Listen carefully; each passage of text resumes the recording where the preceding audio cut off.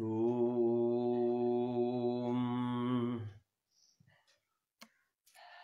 वेदान्तार्थप्रकाशेन जगदान्ध्यनिवारकान् सर्वाचार्याग्रगण्यास्तान् वन्दे शङ्करदेशिकान्। परवाक्यरसाभिज्ञान सज्जनान् ब्रह्मवित्तमान् निन्दासूयादिरहितान् प्रणमामि महत्तमान्।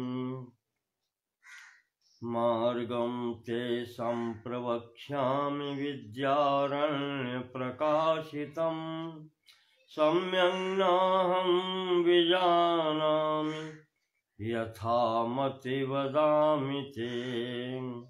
श्रीमत्सर्वगुरून् नत्वा पञ्चदश्या निर्भाषया तृप्तिदीपस्य कुर्वेऽहं व्याख्यानं च यथामति।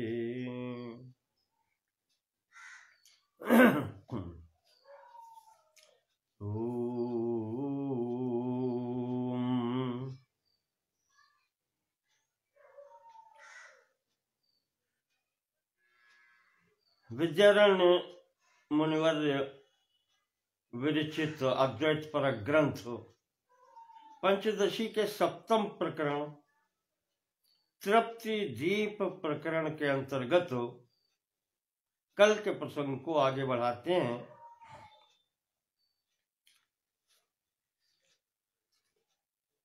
कल जो मैंने बताया था उसमें यहां तक पहुंचे थे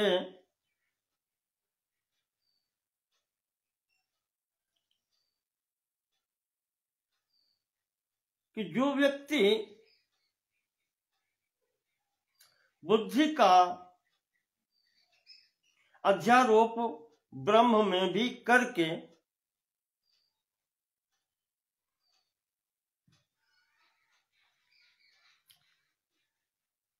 उसे भी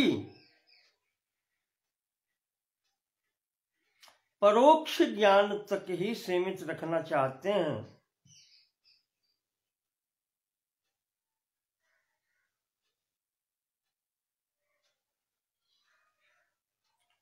स्वामी जी ने कहा था कि ऐसी बुद्धि वालों को भी क्या कहें,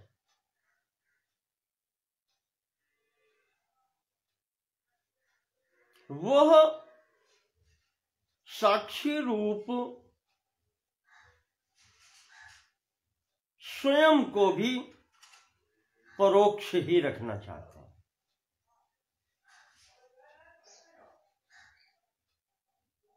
जो तर्क वो दे रहे हैं उसके अनुसार तो फिर जो अपरोक्ष है, प्रत्यक्ष चैतन्य है, आत्मा है, ये भी परोक्ष हो जाता है।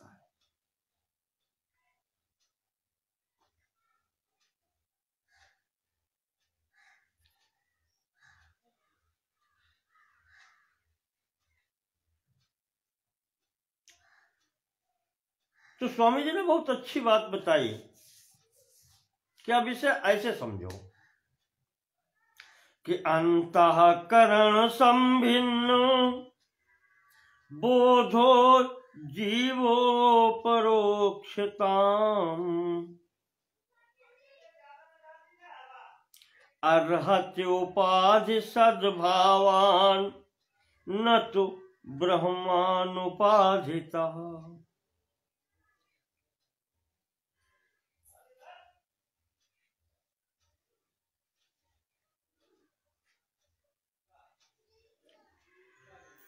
एक शंका उठाई कि अंतःकरण संभिन्न बोधः जीवः,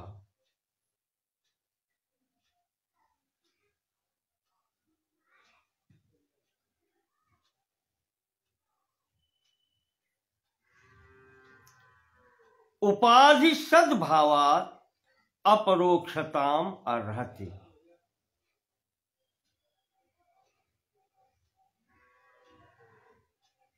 अंतःकरण से युक्त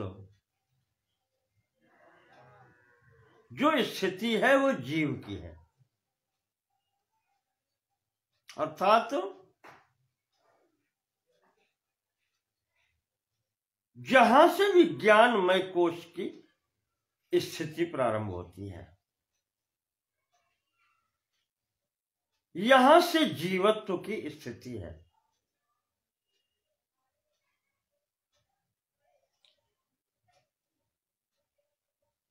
उस चिदानंद में, चिदाभास में प्रतिबिंब स्वरूप जहां से आनंदमय कोश की स्थिति है, कहते हैं वहां तो बुद्धि व्यापार नहीं है।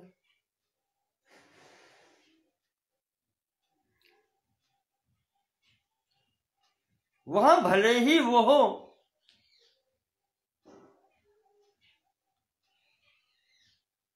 माया बिंबम वशीकृत्य,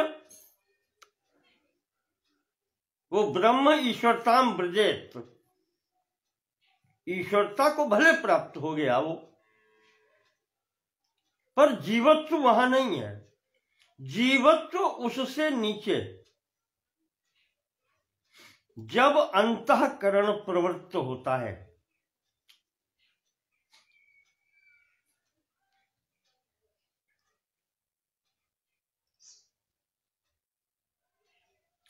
तो ऐसी स्थिति में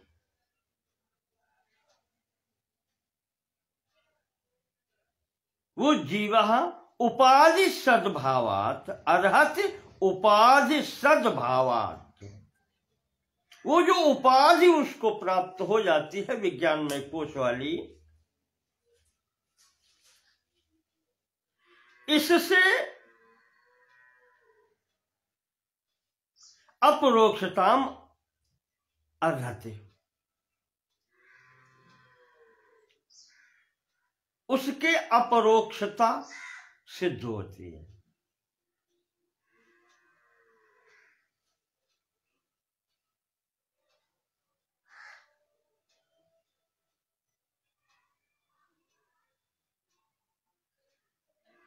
परंतु वहीं पर ब्रह्म तो निरुपाधिक है,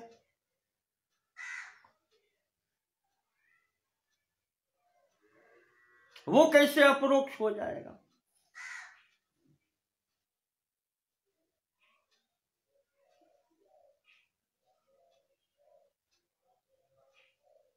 क्योंकि जीव को भी ज्ञान ही तो होगा, और ज्ञान बुद्धि के आश्रय से होता है कि ब्रह्म है।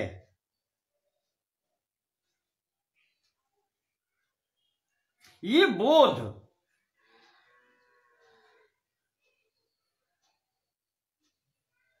ही उस ब्रह्म को भी विषय रूप में परिवर्तित कर देता है।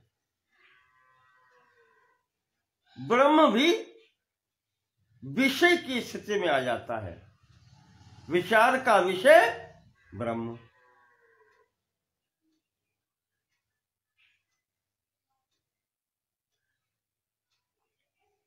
तो इस प्रकार से जब विचार का विषय ब्रह्म हो गया, तो उपाधि उसके ऊपर भी फिर आ गई, क्योंकि विचार के अंतर्गत वो भी आ गया। तो स्वामी जी कहते हैं कि नहीं, ऐसा नहीं है। नैवं ब्रह्मत्व बोधस्य सोपाधि विषयत्वतः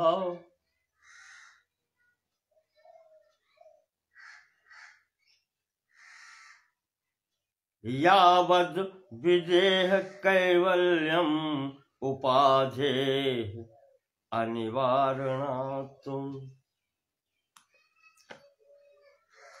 कहा ब्रह्म पर विचार करना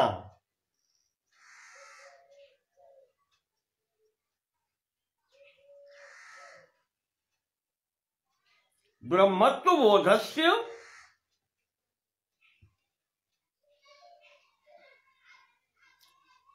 सोपाधि विषयस्त्वतः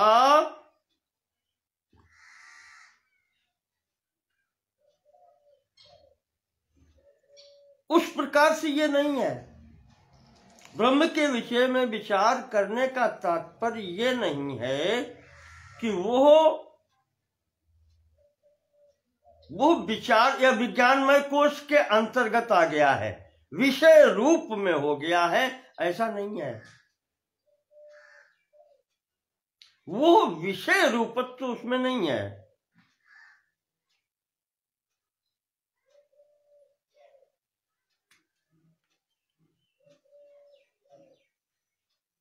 क्यों नहीं है? कहते हैं कि जब तक किसी के विषय में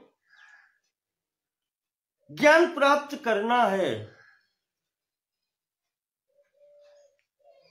तब तक विचार तो उसी प्रकार से करना होगा जैसे अन्य वस्तुओं के लिए विचार करते हैं।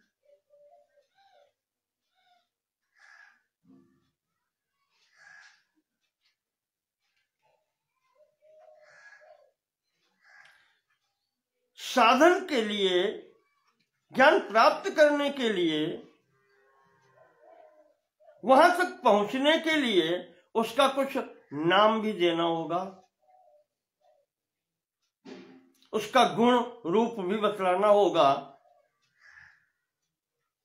क्योंकि ये है हमारी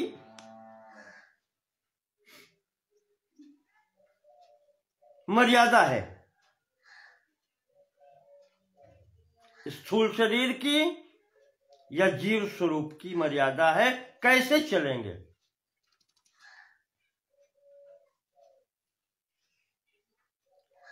और उपाधि, स्वामी जी कह रहे हैं, यावत विदेह कैवल्य उपाधि अनिवारणात्,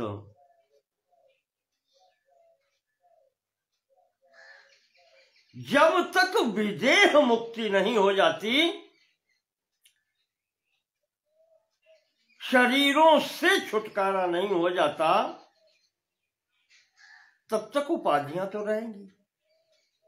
उपाधि अनिवारणात्, तो वाणी व्यवहार के लिए नाम रूप आदि रहेंगे, उपाधियां रहेंगी।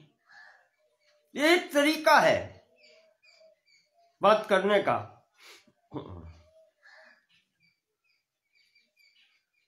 अंतःकरण साहित्य राहित्याभ्याम विशिष्यते। अब इसी कारण से यहां पर अंतःकरण सहित जो कल्पना है वो जीव की है, और राहित्याभ्याम, और अंतःकरण रहित ब्रह्म की कल्पना है।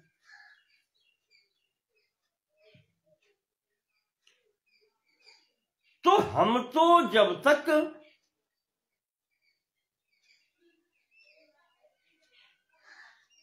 अन्नमय कोश से लेकर के प्राणमय, मनोमय और विज्ञानमय कोश तक रहेंगे, तब तक इसकी प्रधानता रहेगी।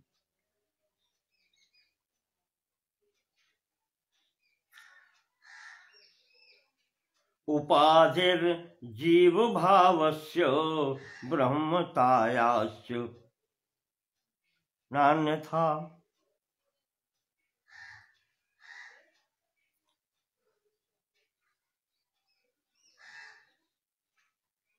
तो ये उपाधियां हैं,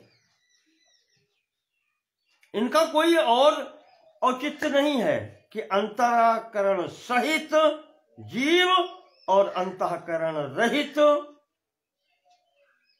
ब्रह्म, ये उपाधियां हैं।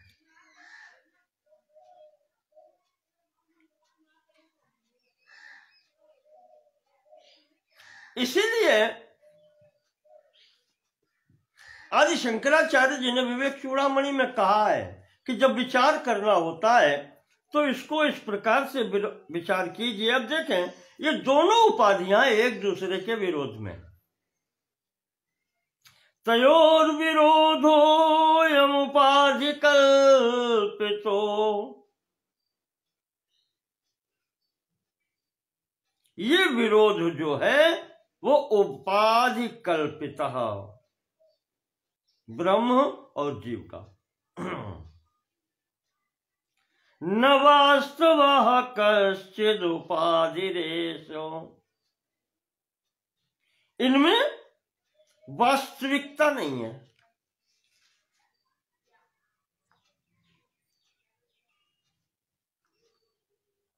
क्यों? ईशस्य माया महदादि कारणम।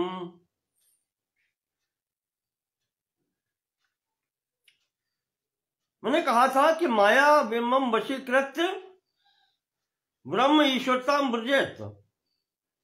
तो यहां पर माया अधीन है उसके। ईशस्य माया महदादि कारणम,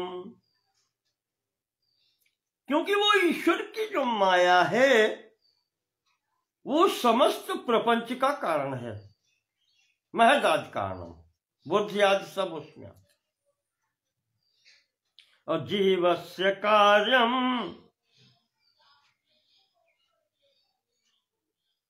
पंचकोशम, और ये जीव का कार्य है।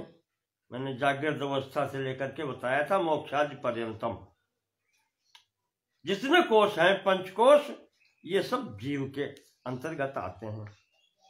ये जीव की उपाधि है। उपाधियां वास्तव में कुछ नहीं होती। तो एतौ विवेक चूड़ामणि में ही स्वामी जी शंकराचार्य जी कहते हैं कि एतौ उपाधि पर जीव जीवयो। एतौ उपाधि पर जीवयोस्तयोः। पर और जीवयो, परब्रह्म और जीव की ये उपाधियां हैं। तयो, उन दोनों का अगर उपाधियां हटा दें, सम्यं निराशे न परो न जीवः। उपाधियां हटा दें तो न वो परब्रह्म है और न यह जीव है। उदाहरण देते हैं कि राज्यम नरेंद्रस्य भटस्य खेटकम तयोरपोहे न भटो न राजा। जैसे राज्य युक्त मनुष्य राजा होता है और ढाल तलवार बांधने वाला सैनिक होता है। ये दोनों उपाधियां हैं। भटस्य खेटकम, अगर वो सैनिक के ढाल तलवार हटा दी जाए और राज्यम नरेंद्रस्य, जिसको नरेंद्र कहते हैं, राजा कहते हैं, उसका राज्य हटा दें तो तयो अपोहे, ये उपाधियां हटा दें तो न भटो न राजा, फिर दोनों एक ही है।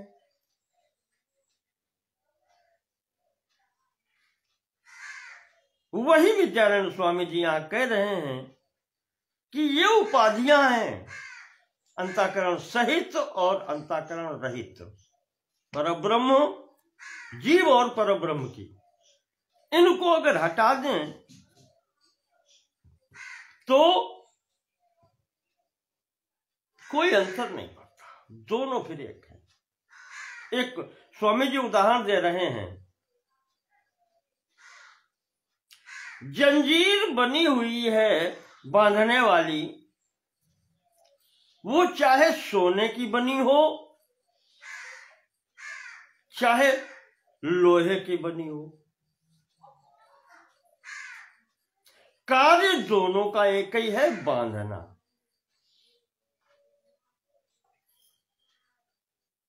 स्वर्णमयी श्रृंखला स्वर्ण लग जाने से मोक्ष प्रदायिनी नहीं होती, और लोहमयी श्रृंखला लोह के कारण बंधन में डालने वाली नहीं होती। श्रृंखला श्रृंखला है, उसमें लोह से और स्वर्ण से कोई अंतर नहीं पड़ता। तो वही स्वामी जी कह रहे हैं विद्यानंद जी कि उस श्रृंखला की भांति में ये चैतन्य स्वरूप एक है, अविशेष सोपाधिक कहें या निरुपाधिक कहें, उपाधियां हटाने पर वो एक ही है।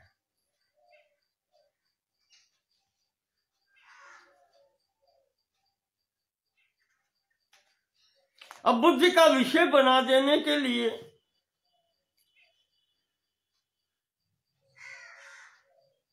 स्वामी जी कहते हैं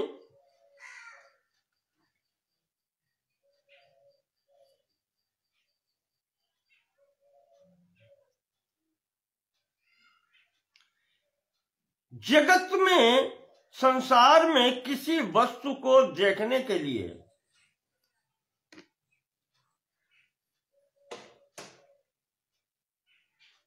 जो साधनों की आवश्यकता होती है, एक तो प्रकाश स्रोत होना चाहिए, दूसरे नेत्र होना चाहिए, है कि नहीं? साधन तो यही है।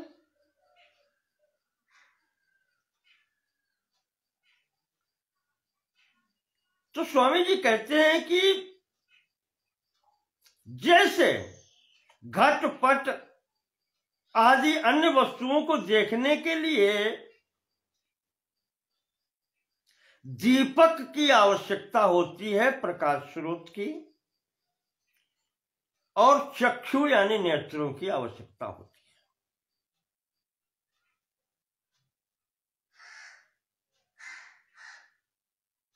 पर यदि उस दीपक को ही देखना है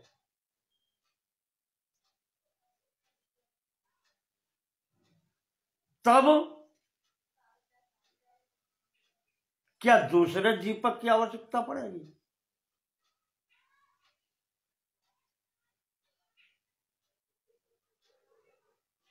खोजिए रवि की दीप कर लीने, अगर उस सर्व समर्थ सूर्य की खोज करना है तो क्या उसके लिए दीपक लेकर के खोजना पड़ेगा? अन्य वस्तु के लिए दीपक की आवश्यकता है,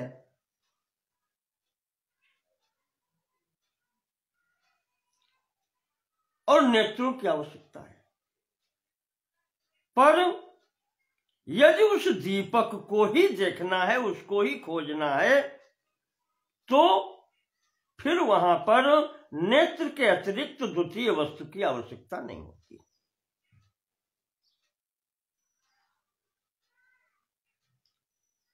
तो चक्षुर्दीपा प्रेक्षेते घटादेर दर्शने यथा, घट आदि के दर्शन के लिए चक्षुर्दीपापेक्षिते, नेत्रों की और दीपक की अपेक्षा होती है। न दीप दर्शने किंतु चक्षु एकम अपेक्षते,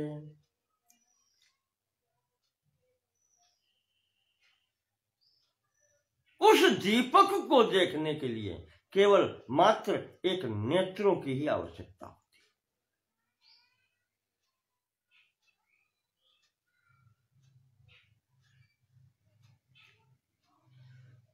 तो कहते हैं स्वामी जी ठीक इसी प्रकार से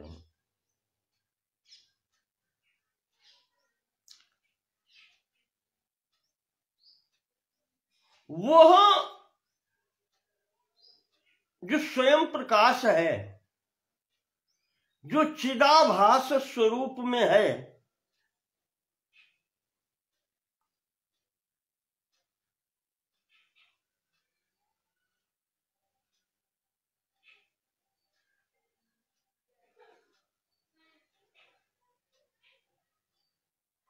उसके लिए बुद्धि की भी अपेक्षा है और अज्ञान रहित दृष्टि की भी अपेक्षा है।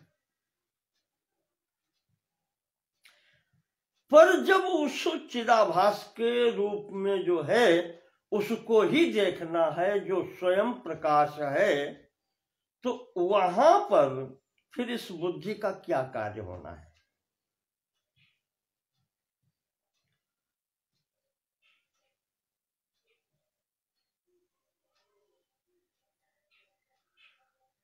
जहां पर अज्ञानांधकार है ही नहीं, तो वहां बुद्धि आदि की क्या अपेक्षा है, क्या लगाना? वो तो स्वयं भाषित है, स्वयं प्रकाशित है।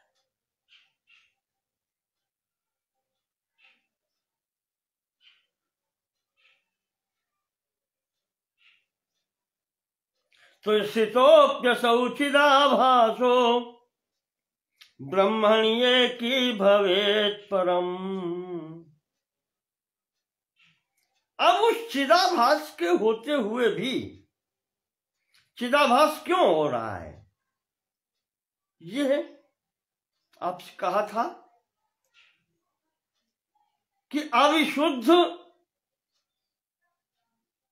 सतो भावापन्न प्रकृति में जो आभासित होता है वो चिदाभास कहलाता है। वो अज्ञान के कारण ही है। अविशुद्ध सत्व भावापन्न जब कह दिया तो अज्ञान आ गया, अज्ञान मिश्रित है, यहाँ पर हो गया, जड़ भावापन्न आ गया। तो वो जब तक है तब चिदाभास और वो जो कूटस्थ कहा था वो दो अलग अलग समझ में आते हैं।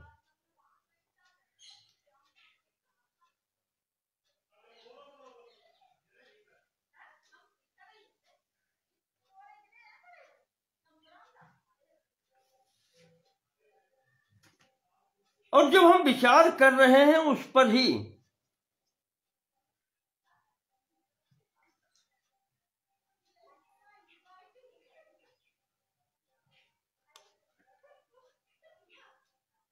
वो अज्ञान का आवरण जब नष्ट होता है, परोक्ष ज्ञान जब होता है ब्रह्म है,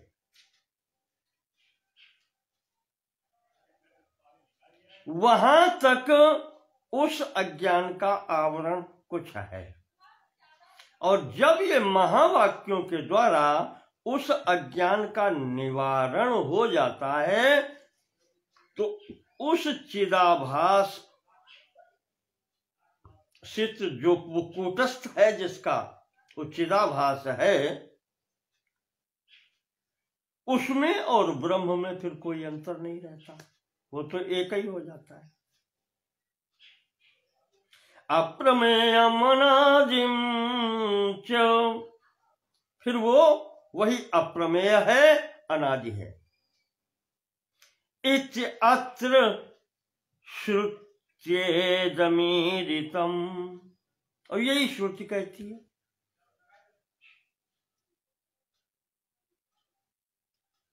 वो द्वैत का पर्दा, द्वैत का पर्दा सामने से हटा जो अज्ञानवश होता है तो फिर एक ही है। मन सैवेदमाप्तव्यम इति व्यापिता श्रुता।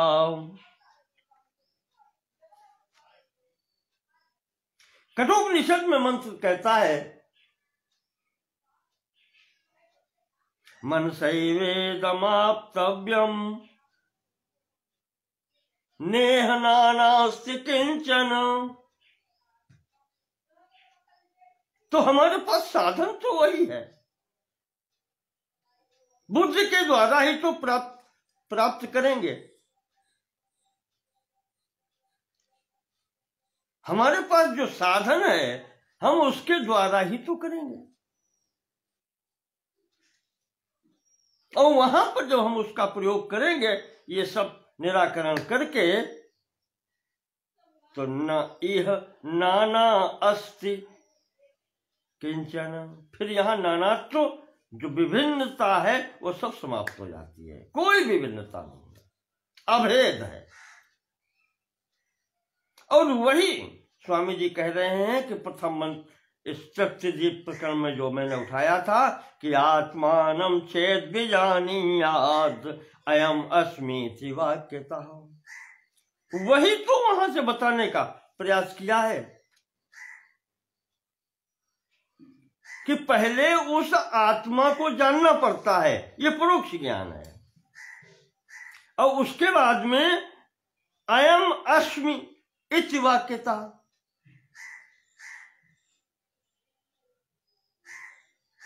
अयम आत्मा, इसको फिर कहते हैं कि सह अयम ब्रह्म है, सह अयम फिर वो यही है, ये अपरोक्ष ज्ञानता है। ब्रह्म अस्तीति परोक्ष ज्ञानम, और अहम ब्रह्म अस्मि सोयम ब्रह्म अयम आत्मा ब्रह्म इति अपरोक्ष ज्ञान, ये अपरोक्ष ज्ञान है। ब्रह्मात्म व्यक्ति मूल्यख्य यो बोधा सो विधीयते,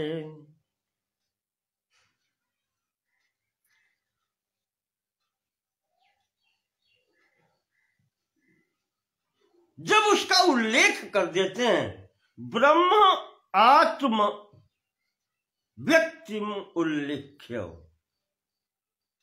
उस ब्रह्म की ही आत्म स्वरूप में हम जब उल्लेख कर देते हैं यो बोधा सो विधीयते, वो जो ज्ञान होता है वही मेरे कहने का तात्पर्य है, उस पर ही विचार करना है। यहां उसी के विषय में अवधीयते बात की जा रही है। अस्तु बोधो परोक्षात्र महावाक्या तथाप्यसौ, इसीलिए यहां पर महावाक्यों का सहारा लिया जाता है अपरोक्ष करने के लिए। जो वो परोक्ष ज्ञान है उसको अपरोक्षत्व देने के लिए इन महावाक्यों का प्रयोग होता है।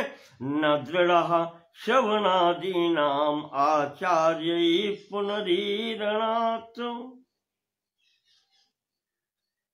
और जब तक ये दृढ़ नहीं होता,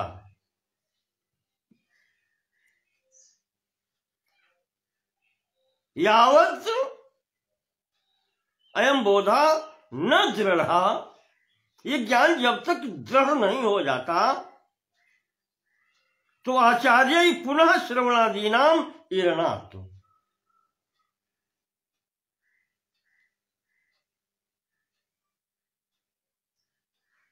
इसी कारण से जब तक बोध दृढ़ नहीं हो जाता तब तक आचार्यों ने, महापुरुषों ने इसके पुनः पुनः श्रवण का आदेश किया है।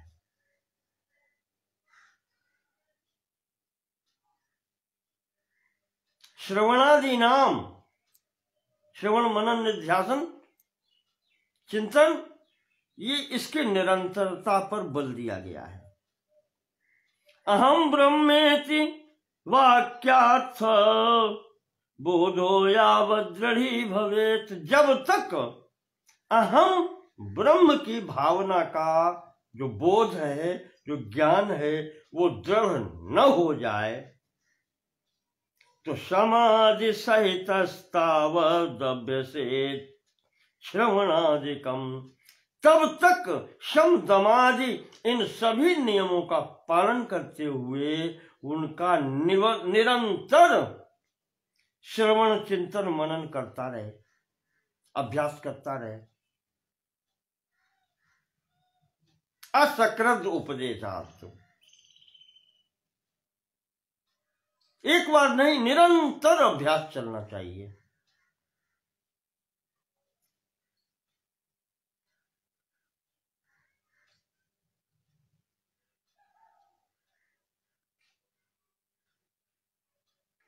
बाढं सन्ति हृदाढ्यस्य हेतवः श्रुत्यनेकता।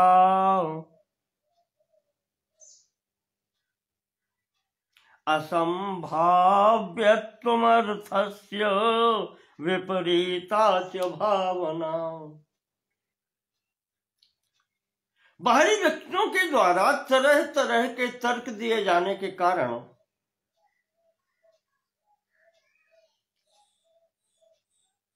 और श्रुतियों की व्याख्या भी विपरीत करने के कारण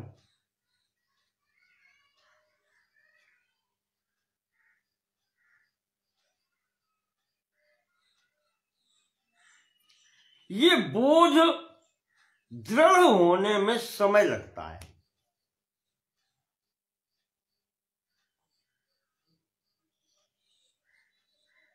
बाढं सन्ति हृदाढ्यस्य दृढ़ता होने के,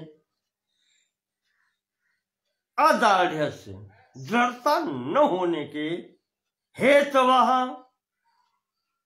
कारण जो हैं श्रुति अनेकता, अनेक प्रकार की श्रुतियां भी मिल जाती हैं।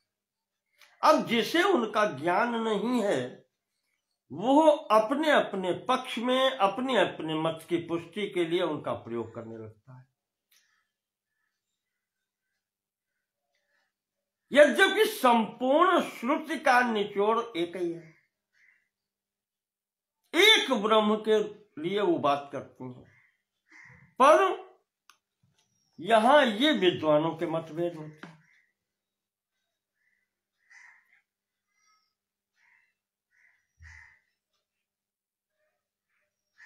श्रुतियों की अनेकता, कहीं कहीं तो अपने अपने पक्ष हैं, वो कहते हैं ये असंभव बात है, ऐसा हो नहीं सकता। या कहीं पर ये आता है कि ये इसके विपरीत, जैसे सदैव सौम्यजमग्र आसीत, सत ही था पहले, और ऐसे ही आता है असदैव सौम्यजम अग्र आसीत, जैसा कि असत था, विपरीतता हो गई। इन कारणों से ये दो तीन कारण हैं जिनके कारण से यह ज्ञान दृढ़ होने में बाधा आती है।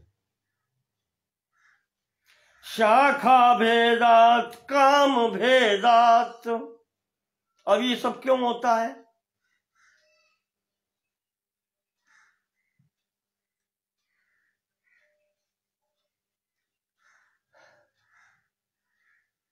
आचार्यों के शाखा भेद से वेद भी शाखाओं में विभक्त हैं। कांडू शाखा, वाजसनेयी इत्यादि कई हैं। ऋग्वेद में भी हैं, यजुर्वेद में भी हैं। इस प्रकार से शाखाएं हैं। काम भेदात, इच्छा के आधार पर, कामना के आधार पर। कर्मकांडी व्यक्तित्व अपने हिसाब से निकाल लेते हैं, ज्ञान मार्गी व्यक्तित्व अपने हिसाब से निकालते हैं।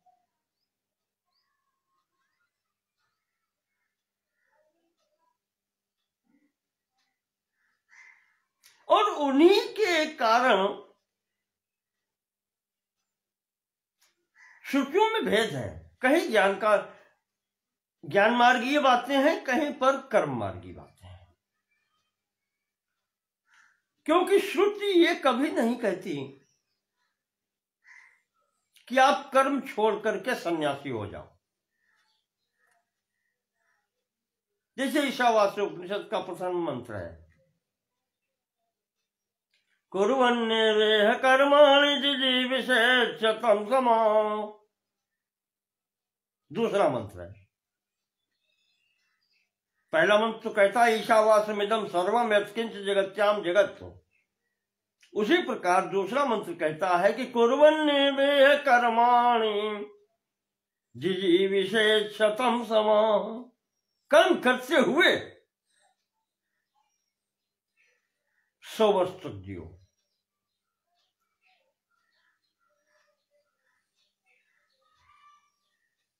तो दोनों प्रकार की छुट्टियां मिलती हैं।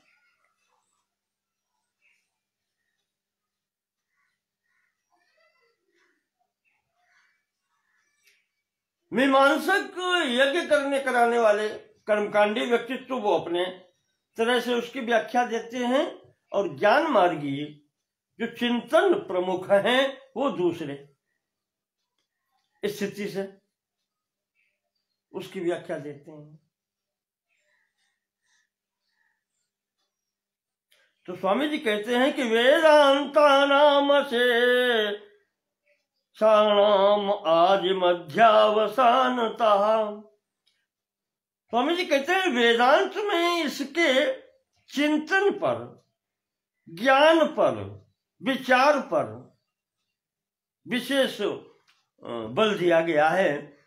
आदि मध्यावसानतः, आदि मध्य और अंत में कहीं भी से भी विचार करने पर ब्रह्म आत्मन्येव तात्पर्यम इति धीः श्रवणम भवेत्।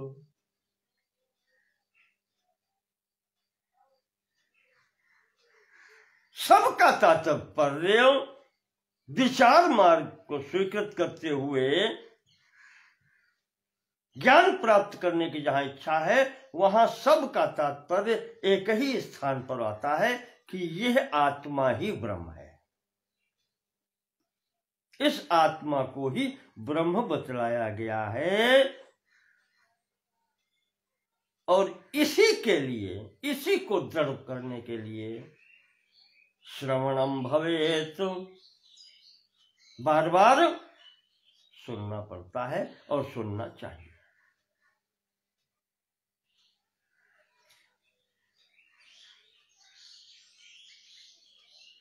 तो समन्वयाध्याय एतत्, समन्वयाध्याये एतत् सूक्तम् धी स्वास्थ्यकारिभिः तर्कैः संभावनार्थस्य द्वितीयाध्याय ईरिता।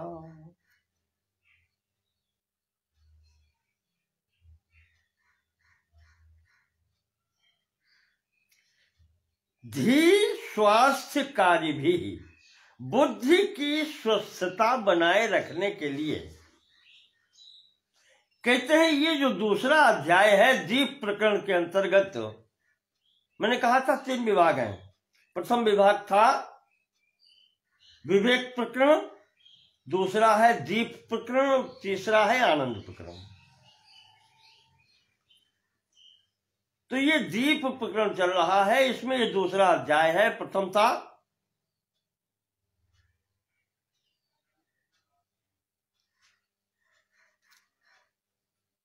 इससे प्रथम चित्रदीप प्रकरण था, दूसरा ये तृप्तिदीप प्रकरण है। इस द्वितीय अध्याय में दीप प्रकरण के स्वामी जी कहते हैं उस बुद्धि का स्वास्थ्य ठीक बनाए रखने के लिए अस्मिन् समन्वयाध्याय, ये अध्याय समन्वित करता है संपूर्ण विचारों का,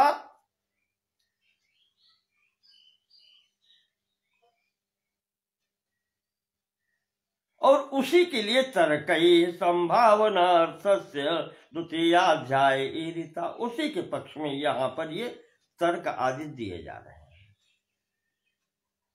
तर्क से उसकी पुष्टि किया। बहुजन्म दृढ़ाभ्यासा देहादिषु आत्मधि क्षणात्। स्वामी जी कहते हैं कि बहुत जन्मों का पड़ा हुआ ये अभ्यास है कि ये शरीर ही मैं हूं। बहुजन्म दृढ़ाभ्यासात्, ये बहुत से जन्मों का अभ्यास पड़ा हुआ है कि ये शरीर ही मैं हूं। देहादिषु आत्मधि, इस देह आदि में आत्मधी जो है, आत्मबुद्धि, ये बहुत जन्मों के अभ्यास से पड़ी हुई है। इतनी शीघ्रता से कैसे छूट जाए।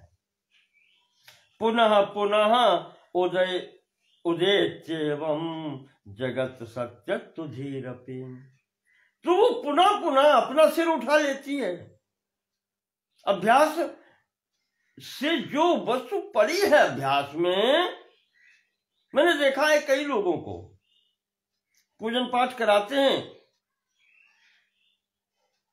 मंत्र बोलते हैं, अशुद्ध बोल रहे हैं, कई बार शुद्ध कराया, पर जिस समय वो निकलता है तो वो पूर्व अभ्यास वाला ही निकल पड़ता है, क्योंकि अभ्यास उसी का हुआ पड़ा है।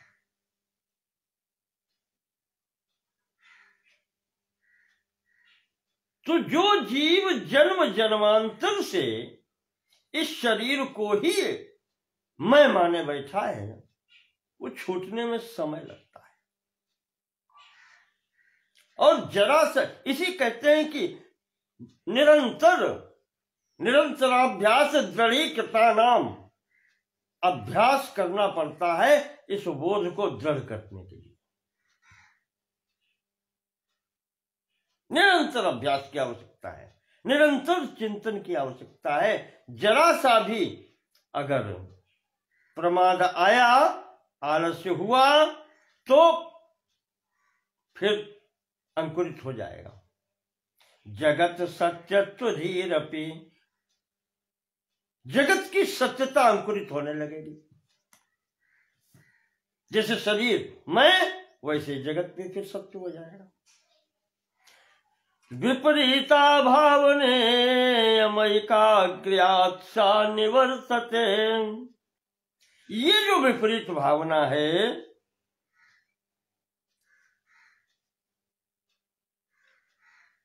इस पर बहुत एकाग्रता से चिंतन करना होता है और इस पर दृष्टि रखनी पड़ती है।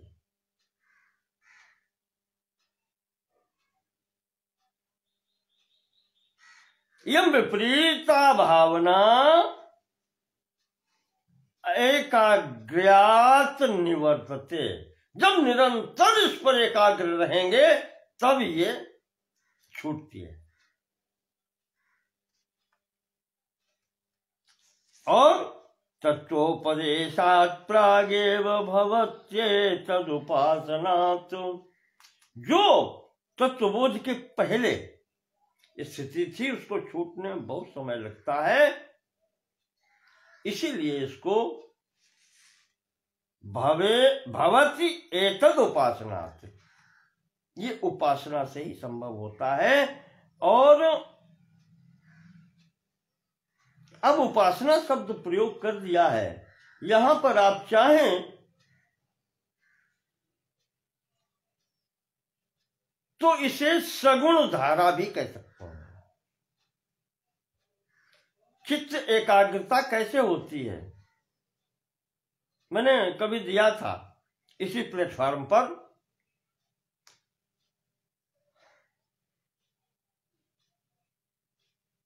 पूज्यपाद शंकराचार्य जी ने एक पुस्तक लिखी थी, प्रबोध सुधाकर। बड़े अच्छे ढंग से उसमें भक्ति का उन्होंने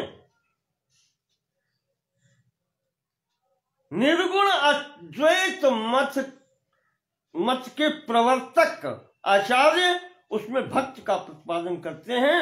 और उसमें उन्होंने कहा था कि भगवान के या भगवान कृष्ण के, स्पेसिफिक उन्होंने विशिष्ट लिया था कि भगवान श्री कृष्ण के चरणों के आश्रय के बिना चित्त की एकाग्रता नहीं हो सकती। बहुत अच्छा था।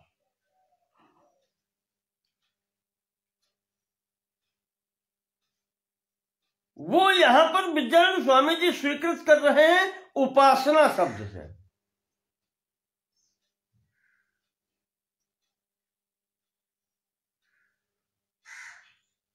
जो देहात्म ज्ञान है, देह को ही आत्मा माने बैठा है, वो इतना जन्म जन्मांतर का दृढ़ है कि उससे छूटने के लिए ये जो विपरीत वासना है, ये जो भावना है कि शरीर ही मैं हूं, इससे छूटने के लिए एकाग्रता की आवश्यकता होती है। और एतत् तत्वोपदेशात् प्राक्, उपदेश जो तत्व उपदेश है, महावाक्यों के उपदेश से पहले उपासनात् भवति, तो उपासना से प्राप्त हो सकती है, होती है। किसकी उपासना?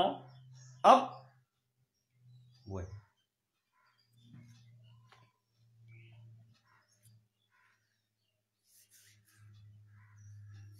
बहुत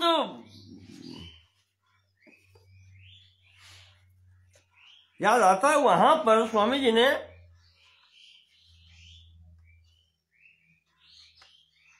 शंकराचार्य जी ने विशेषकर श्रीमद् भागवत के 10वें स्कंद के 14 अध्याय के पहले, 14 अध्याय में ब्रह्मा जी की स्तुति है।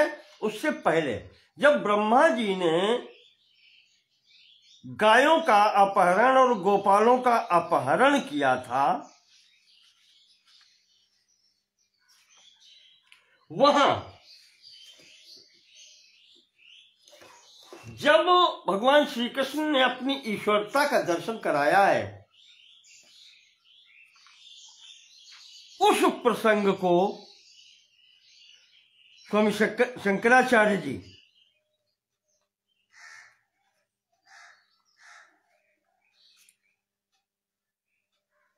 याद करते हैं। हाँ, वही लिखते हैं।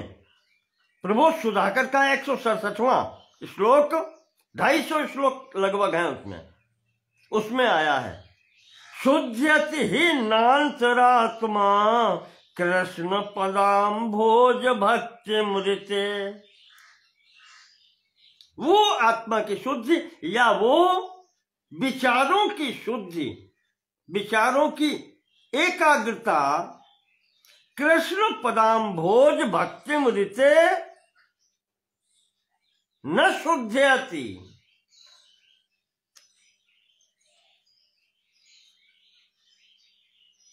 सगुणोपासना भी इस मार्ग में सहायक है।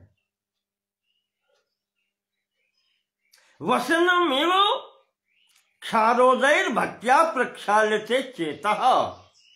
आचार्य शंकर जी कहते हैं प्रबोध सुधाकर में कि जैसे कपड़े को धोने के लिए क्षारीय जल की आवश्यकता होती है, उसी प्रकार से चित्त की मलिनता दूर करने के लिए, बुद्धि की मलिनता को दूर करने के लिए, उसको एकाग्र करने के लिए भक्ति की आवश्यकता है, उपासना की आवश्यकता है, सगुणोपासना की आवश्यकता है।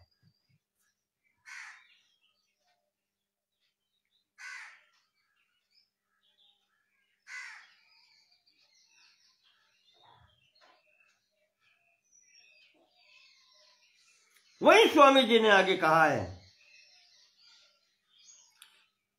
कि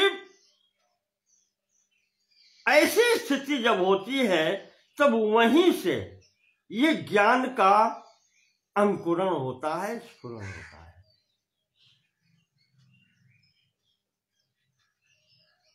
मुहूर्तम च अमूर्तम च ब्रह्मणो द्वे रूपे। वहां पर स्वामी जी ने कहा है मूर्त और अमूर्त, यानी सगुण और निर्गुण दोनों स्वरूप उस ब्रह्म के हैं।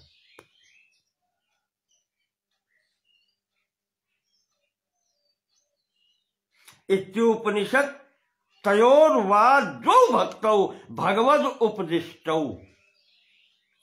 इन दोनों की भक्ति के लिए भगवान ने स्वयं उपदेश किया है। इस उपनिषदों में भी, वेदांत में भी ये दोनों मार्ग स्वीकृत हैं। अब क्लेशाद अक्लेशाद व मुक्ति स्याद और मध्य,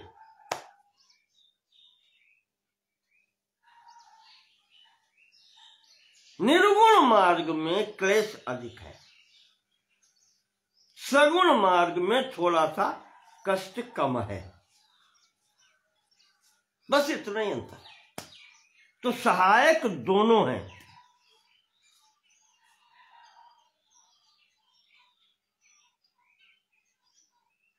स्वाश्रम धर्माचरणम कृष्ण प्रतिमार्चनोत्सवो नित्यम।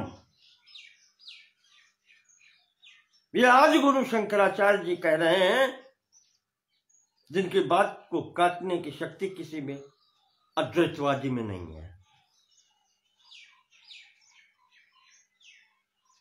स्व आश्रम धर्माचरणम, अपने वर्ण आश्रमों के धर्मों का पालन करते हुए, कर्तव्यों का पालन करते हुए, कृष्ण प्रतिमार्चनोत्सवो नित्यम विविधोपचार करणै हरिदासै संगम शश्वत।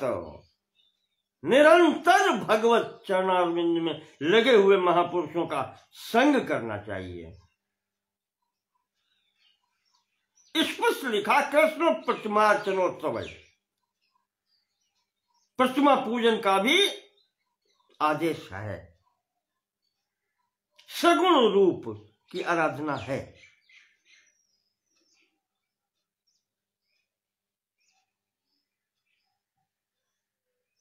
तो स्वामी जी यहां पर उसी का कह रहे हैं कि इसमें उपासना, सगुणोपासना बहुत सहायक होती है।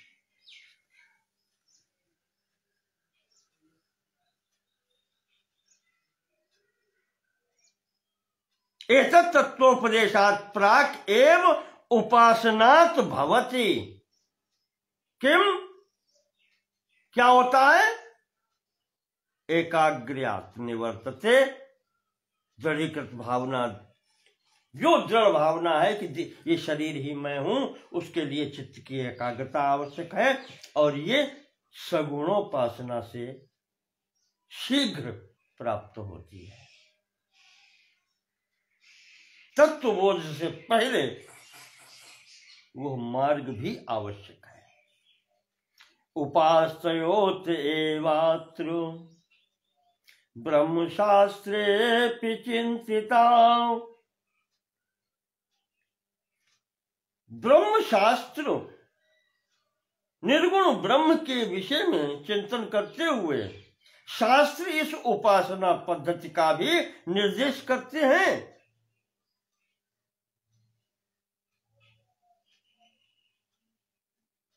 ब्रह्मशास्त्रे चिंतिता उपासना मार्गा प्रागनभ्यासिनः पश्चात ब्रह्माभ्यासेन तद भवेत्। और जो इस मार्ग पर पहले चल लेता है, उसे ब्रह्म का अभ्यास करने में बहुत सरलता होती है।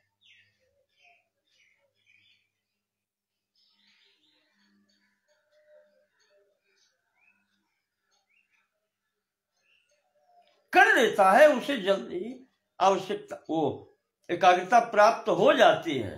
अन्यथा क्लेश पूर्वक निर्गुण उपासना करने के बाद में जब तत्वबोध हो जाता है, तब तो फिर एकाग्रता हो ही जाती है। प्राग अनभ्यासिनः पश्चात ब्रह्माभ्यासेन तद्भवेत्। वो एकाग्रता ब्रह्म के अभ्यास से जब वो तत्वबोध दृढ़ हो जाता है, तो जिन्होंने नहीं किया था पहले इसका एकाग्रता का अभ्यास, वो हो जाता है।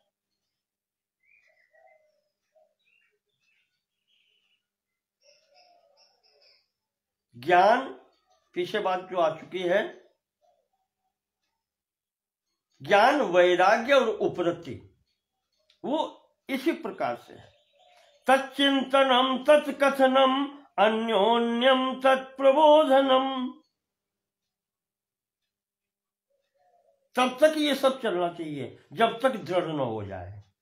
तच्चिंतनम, उसका चिंतन होना चाहिए। तत् चिंतनम, तत्कथनम, उसका कथन होना चाहिए। अन्योन्यम तत्प्रबोधनम, एक दूसरे से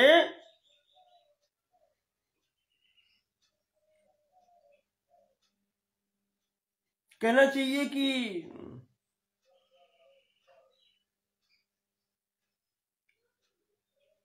संवाद भी होना चाहिए, विवाद न हो, संवाद होना चाहिए। तत्प्रबोधनम, उसके विषय में जानकारी के लिए समझाना भी होना चाहिए। एतदेक परत्वम च, यही एकमात्र रास्ता है उस पर ब्रह्म को जानने का। ब्रह्माभ्यासम विदुर्बुधा, बुद्धिमान मनुष्यों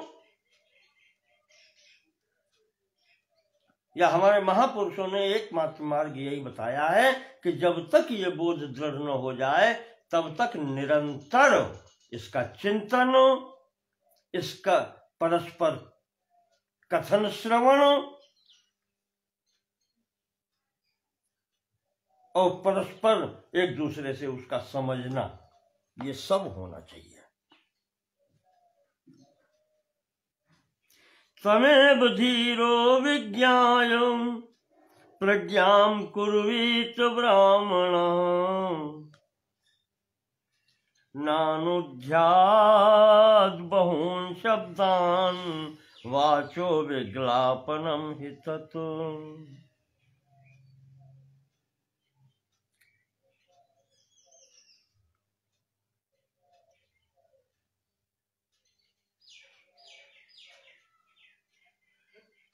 जो धीर पुरुष है, धीरो ब्राह्मणा, ब्राह्मणा जो इस ब्रह्म को जानने के लिए इस मार्ग पर चल रहा है। ब्रह्म जानाति ब्राह्मणा, वैसे कहते हैं, पर यहां पर इसको ये लेने कि इस मार्ग पर जो चलने वाला है धीर, वो धीरवान होना चाहिए, धैर्यशील होना चाहिए।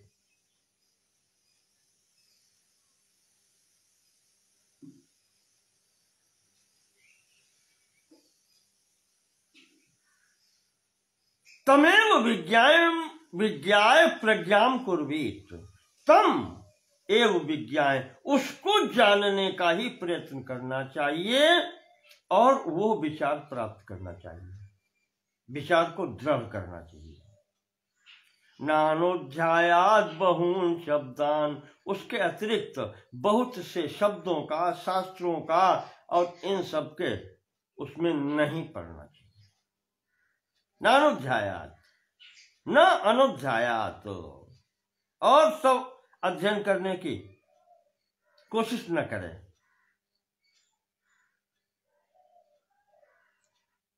जो उस मार्ग से हटाते हों उनकी तरफ चिंतन न करें।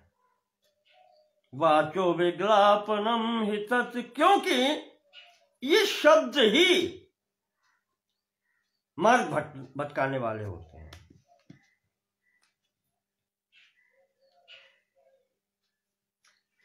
इसीलिए स्वामी जी ने, आचार्य शंकराचार्य जी ने प्रारंभ में ही सावधान किया है। क्या वहां आया है? वाग वैखरी शब्द झरी,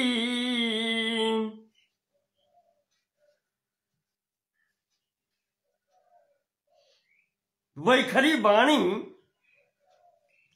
और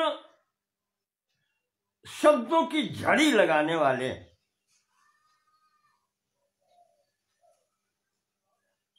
कहते उनसे कुछ होता नहीं है। वाग वैखरी शब्द झरी शास्त्र व्याख्यान कौशलम चाहे जितनी आप प्राप्त कर लें।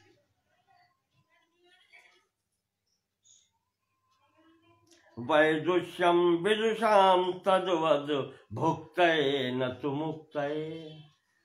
चाहे जितना बड़ा विद्वान हो जाए, व्याकरणाचार्य, साहित्याचार्य, पुराणाचार्य, वेदाचार्य, शास्त्र आज के व्याख्यान में कुशल हो जाए, कहते हैं उससे होता कुछ नहीं। वैदुष्यम विदुषाम तद्वद, ये उन लोगों की विद्वत्ता जो है, भुक्तये न तु मुक्तये, वो केवल भोग के लिए होती है, मुक्ति के लिए नहीं।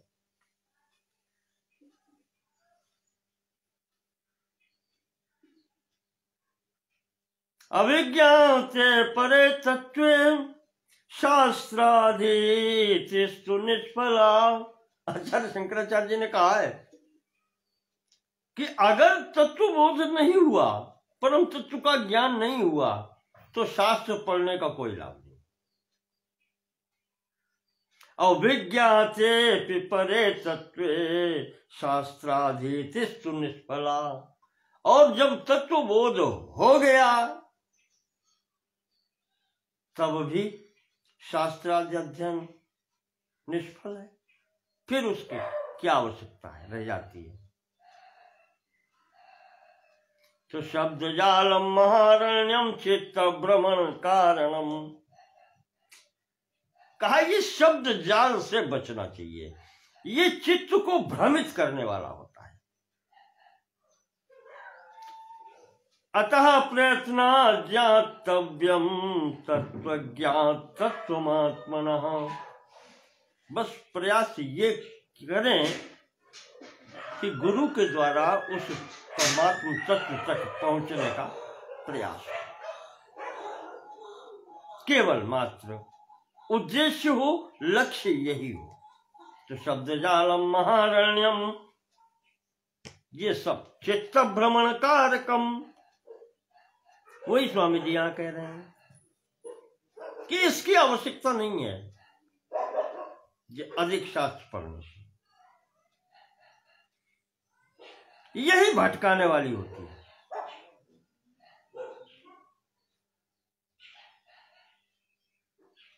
स्वामी जी उदाहरण देते हैं, बड़े आचार्य हैं, कहते हैं भगवान कृष्ण ने गीता में कह दिया है सीधा, अब कुछ बाकी रह गया है। अनन्याश्चिन्तयन्तो माम ये जनाः पर्युपासते। जो व्यक्ति अनन्य भाव से मेरी उपासना करता है, अनन्याश्चिन्तयन्तो माम ये जनाः पर्युपासते तेषां नित्याभियुक्तानां योगक्षेमं वहाम्यहम्। इससे बड़ा आश्वासन और क्या चाहिए। जो नित्य प्रति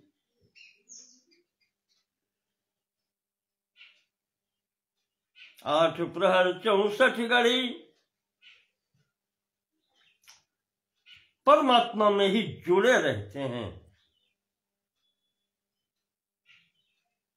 और वो कह रहा है कि योगक्षेमम वहाम्यहम्, उसका योगक्षेम मैं वहन करता हूं, फिर उसकी किसी की आवश्यकता नहीं रह जाती।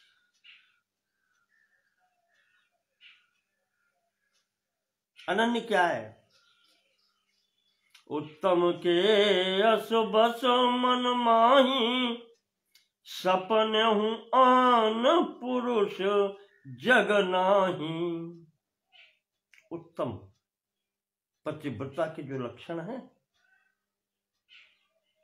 इसी को गोस्वामी जी ने और स्पष्ट किया है कि सो अनन्य जाके असि मति न टरई हनुमंत, मैं सेवक सचराचर रूप स्वामी भगवंत। सचराचर रूप समस्त ये उसी का स्वरूप है। जिसके अंतर्गत ये भावना आ जाए वह अनन्य। ये तो द्वैत के अंतर्गत है, क्योंकि सेवक सेव्य भाव माना है गोस्वामी जी ने। वेदांत में जहां दोनों की दूरी समाप्त हो जाए,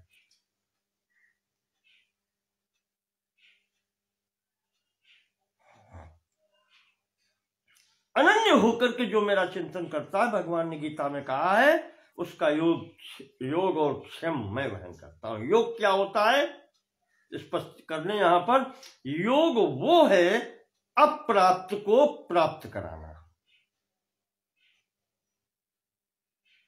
जो प्राप्त नहीं है, आवश्यक वस्तु, उसको प्राप्त करा देना, यह योग है।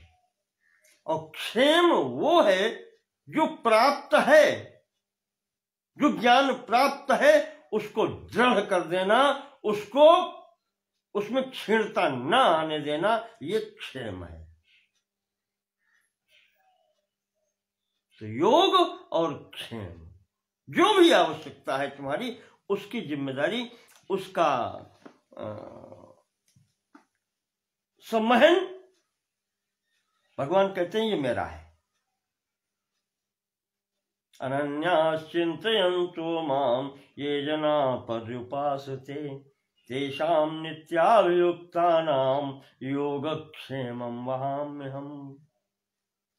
तो इसीलिए स्वामी जी कहते हैं विद्यारण्य जी कि सब ओर से निश्चिंत होकर के उसी में एकाग्रता करो। ये चिंतन छोड़ दो कि आगे क्या होगा, वो तुम्हारा कार्य नहीं है।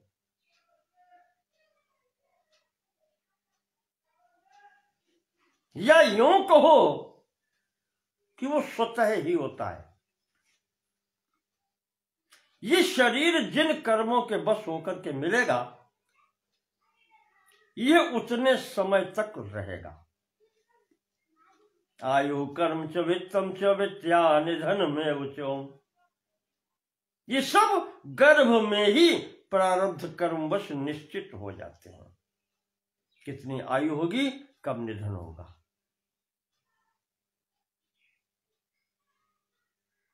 इस सिद्धांत के अनुसार अकाल मृत्यु नहीं होती।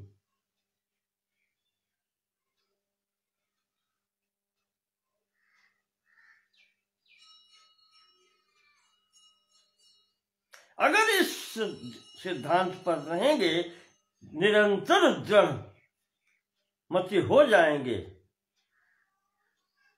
तो भूत प्रेत की योनियों में नहीं जाना पड़ता। शरीर तो प्रारब्ध ग्रथितम शरीरम, ये शरीर प्रारब्ध से ग्रथित है।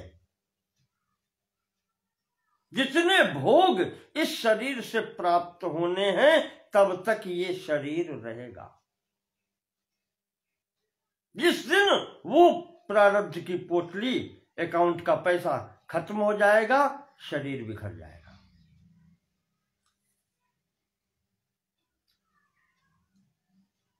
फिर काशी हो या मगहर, कोई अंतर नहीं पड़ता। वृक्ष से टूटा हुआ पत्ता चाहे नाली में गिरे और चाहे गंगा जी में गिरे, कोई अंतर नहीं पड़ता।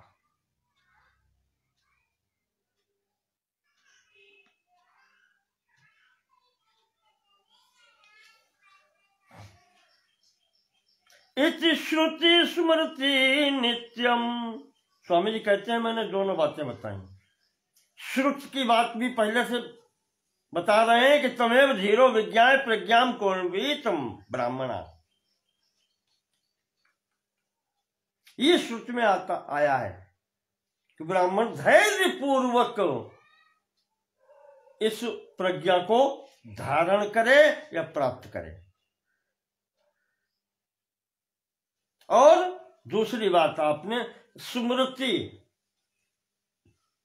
भगवत गीता उससे प्रमाणित कर दिया। नित्यम आत्मनि एकाग्रताम धिया, आत्मनि एकाग्रताम धिया, उसमें परमात्मा में एकाग्र करो बुद्धि को। विधत्तो विपरीतायाम भावनाया क्षयाय ही, उस जो विपरीत भावना है, जो जन्म जन्मांतर से देह को आत्मा माने बैठे हो, उसको हटाने के लिए यही एक उपाय है। विपरीताया भावनाया क्षयाय, उस विपरीत भावना की क्षीणता के लिए एक यही तरीका है।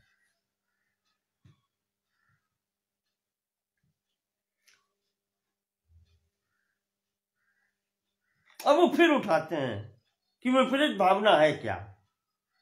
यथा वर्तते तस्य तत्त्वं हित्वा अन्यथा त्वधि,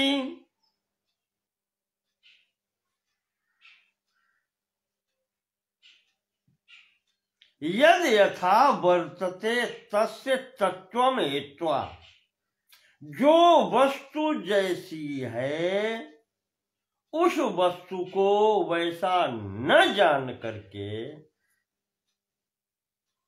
अन्यथा त्वधि, उसमें अन्यथा वस्तु का विचार करना, यह विपरीतता है।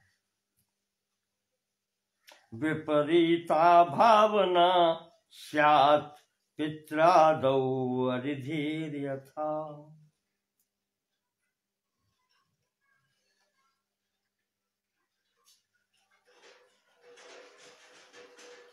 जो वस्तु जैसी है उसको वैसा न देख करके उसके विपरीत कल्पना कर लेना,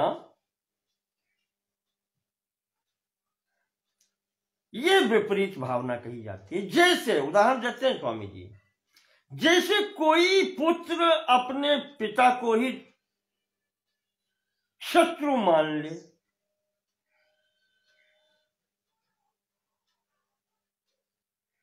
पित्रादौ अरिधीर यथा, पित्रादौ पिता आदि में जो शुभ चिंतक हैं, सुहृद हैं, उनमें अरिधी यथा, शत्रु बुद्धि कर ले उनके प्रति, इसे कहते हैं विपरीत भावना। जो स्वाभाविक रूप से हित चिंतक हैं उनमें शत्रु भावना अगर कर लेता है, यही विपरीत भावना कही जाती है। उसी प्रकार से यहां पर जो बात चल रही है, आत्मा देहादि भिन्नोयम मिथ्या चेदम जगत्यो देहाद्यात्मत्व सत्यत्व धीर विपर्य भावना। आत्मा उसी प्रकार जो वहां बताया कि सुहृदों में भी शत्रुता की भावना कर लेना, ये विपरीत भावना है। ऐसे ही संसार में देह आदि संपूर्ण प्रपंच को मैं और मेरा मान लेना, ये विपरीत भावना है। देह को मैं मान लेना, ये विपरीत भावना है।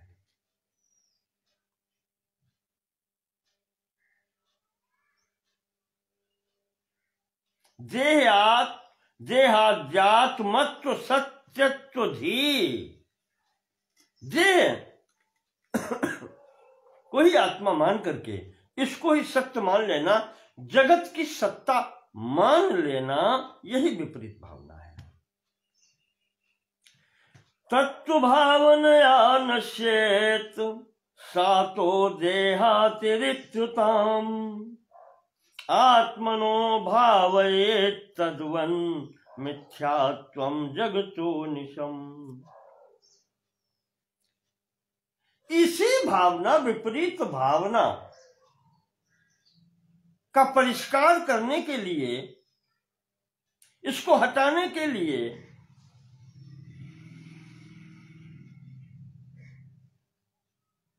तत्वबोध की आवश्यकता होती है, तत्व भावना की आवश्यकता होती है। उससे ही यह आत्मनो भावयेत तद्वन् मिथ्यात्वम जगतो निशम।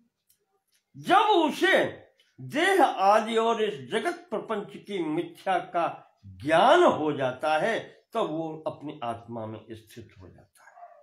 यह आत्मबोध उस विपरीत भावना का नाश करता है।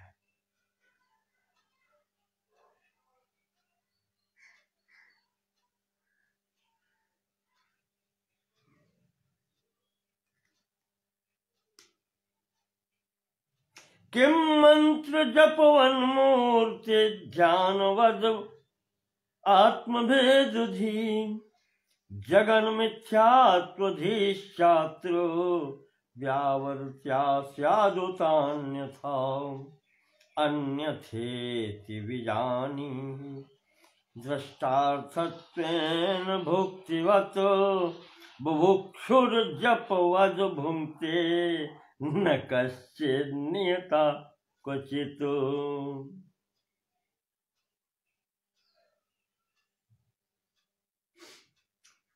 स्वामी जी कहते हैं कि अब आप ये पूछेंगे कि ये भावना प्राप्त करने के लिए क्या मंत्र की भांति जप करना पड़ता है?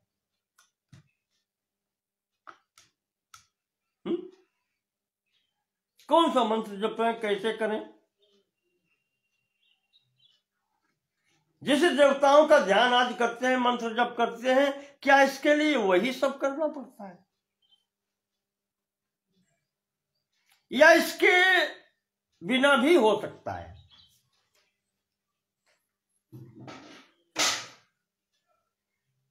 तो स्वामी जी कहते हैं इसके लिए माला घुमाने की जरूरत नहीं है।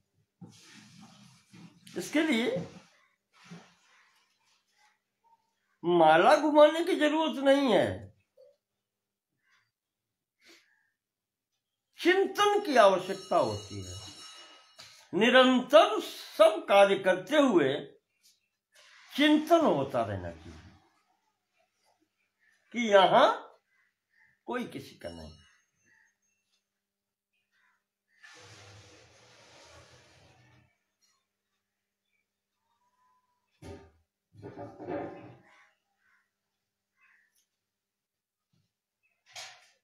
जैसे जिस व्यक्ति को भूख अगर लगी है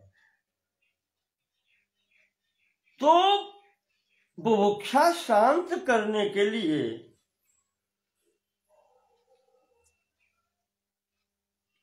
उसे माला थोड़े ही जपनी पड़ती है कि भोजन मिल जाए, भोजन मिल जाए, भोजन मिल जाए, भोजन मिल जाए। क्या भूख शांत हो जाएगी? नहीं, उसकी तो भोजन की व्यवस्था करनी पड़ेगी। उस क्षुधा की शांति के लिए, भूख की शांति के लिए भोजन देना पड़ेगा।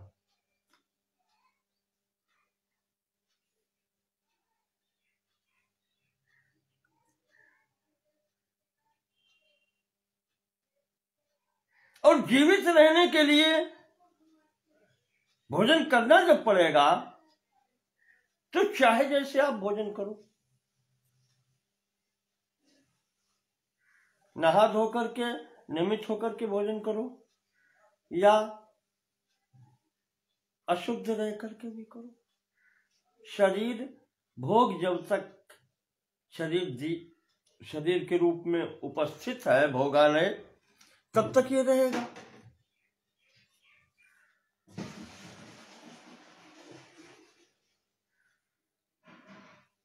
अश्नाति वा न वाश्नाति भुंक्ते वा स्वेच्छयान्यथा। येन केन प्रकारेण क्षुधाम अपनिनीशति। वो भूखा व्यक्ति किसी भी प्रकार से अपनी भूख मिटाना चाहता है, कैसे भी उसको प्राप्त हो। अश्नाति वा न वाश्नाति,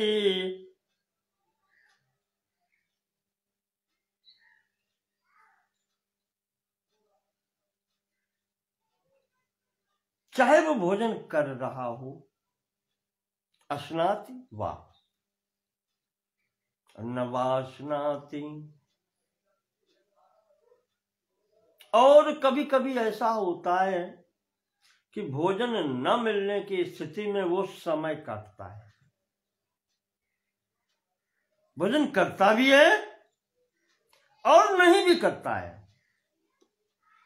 भुंक्ते वा स्वेच्छयान्यथा, कभी तो अपनी इच्छा से भोजन करता है और जब नहीं मिलता तो समय टालने का अन्यथा प्रयास करता है। पर येन केन प्रकारेण क्षुधाम अपनिनीशति, जिस किसी प्रकार से हो सके वो अपनी भूख शांत करने का प्रयास तो करता है। तो नियमेन जपम कुर्यात् अकृतौ प्रत्यवायतः।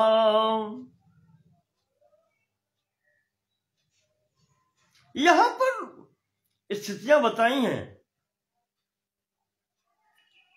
अन्यथा करणेन अर्थः स्वर वर्ण विपर्यात्।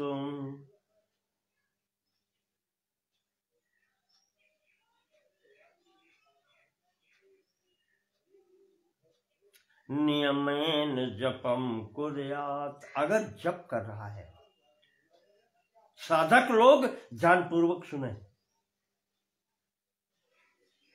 अगर वो जप कर रहा है तो नियमेन जपम कुर्यात्, नियम से करे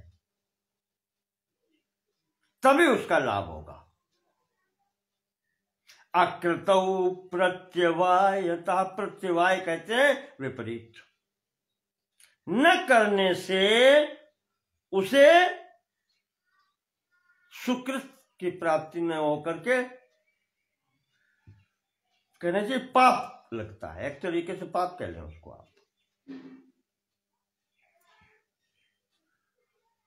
और अन्यथा करणेन अर्थः, और जो विधि का पालन नहीं करता है उसको अन्यथा करता है। ऐसा नहीं ऐसा कर लो, मंत्र की जो जप की विधि है उसमें फेर बदल करता है, चाहे वो शब्दों का उलट फेर हो, चाहे विधान का हो। अन्यथा करणेन अर्थः स्वर वर्ण विपर्यात्, उसमें स्वर भंग हो रहा है या वर्ण विपर्यय हो रहा है तो उससे अनर्थ होता है। फिर आपको याद होगा, इंद्र शत्रु विवर्धस्व, त्वष्टा ने इंद्र की शत्रुता में पुत्र की कामना की थी और उनका स्वर भंग हो जाने से वृत्तासुर की जो प्राप्ति हुई थी वो इंद्र के द्वारा मारा गया, जबकि महाराज चाहते थे कि इंद्र को मारने वाला पुत्र प्राप्त हो। ये स्वर भंग के कारण हुआ अनर्थ की प्राप्ति।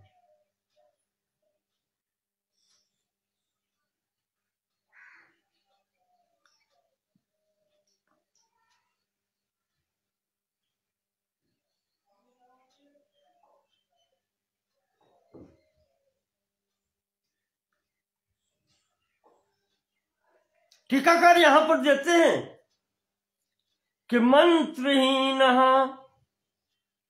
स्वर तो वर्ण तो वा मिथ्या प्रयुक्तो न तमर्थमा।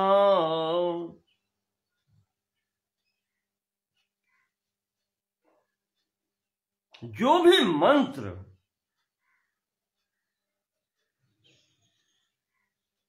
हीनः स्वरतः वर्णतो या वाम, अगर स्वर भंग हो गया उसमें, स्वरहीन वर्णहीन ये अगर उसमें अशुद्धियां हो गई तो मिथ्या प्रयुक्तो न तमर्थमा।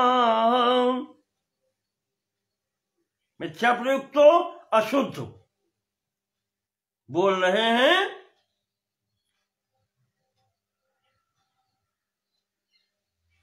और उसका अर्थ भी नहीं जानते। न तम अर्थम आ, जब स्वयं नहीं जानते तो बताएंगे क्या। सवाग वज्रो यजमानम हिनस्ति, वो वाग वज्र जो है वो वाणी वज्र के समान यजमान का नाश करती है।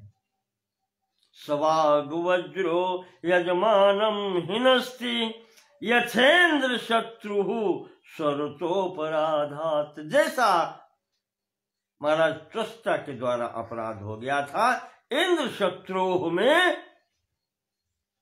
स्वर भंग हो गया। उदात्त अनुदात्त स्वरों की जो स्थिति थी उसमें कुछ का कुछ प्रयोग हो गया।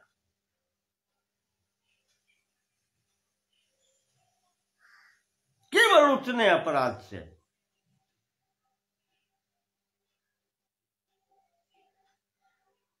वृत्तासुर मारा गया।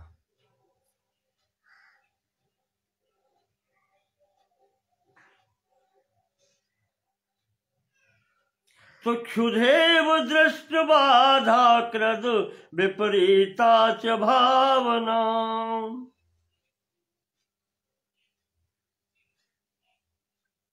जे आकेना प्रपायेन नास्त्यत्रानुष्ठिते क्रमः।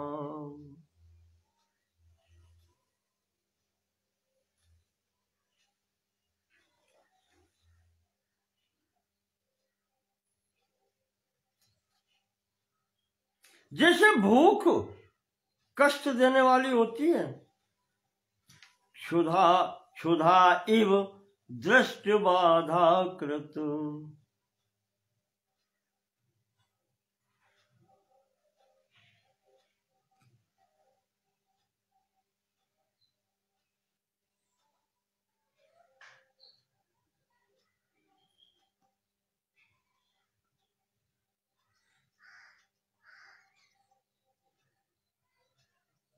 कहते हैं कि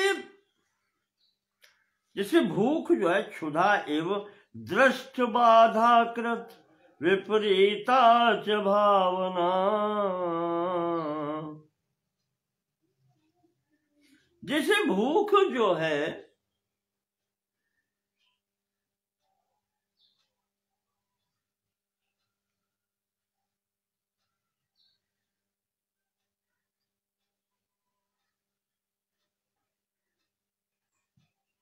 उसमें उसकी बाधा समाप्त हो सकती है जिस किसी प्रकार से, चाहे जैसे खा पी लो, पेट भरना चाहिए। तो कहते हैं कि उस प्रकार से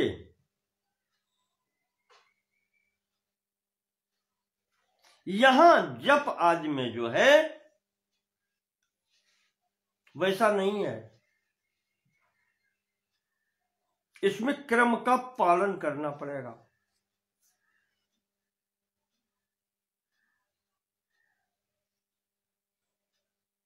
उपाय पूर्वमेवोक्तः तच्चिंता कथनादिका,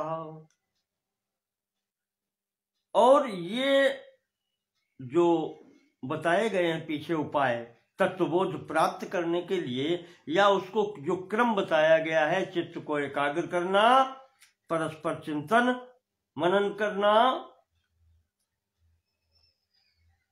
एक दूसरे से संवाद करना, समझाना, ये सब निरंतर चलता रहना चाहिए। तच्चिंता कथनादिका, जो चिंतन कथन और प्रत्यक्ष बोधनम ये बताया गया था पीछे, इस क्रम का पालन होना चाहिए। एतदेक परत्वेपि निर्बंधो ध्यानवन्नहि,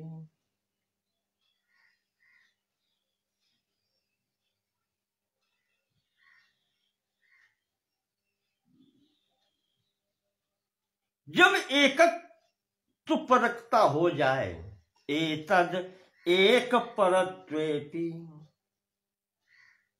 एकत्व परकता हो जाए, परमात्मा के प्रति एकाग्रता हो जाए, फिर निर्बंधो ध्यानवन नहीं, फिर उसमें कोई बंधन नहीं रह जाता।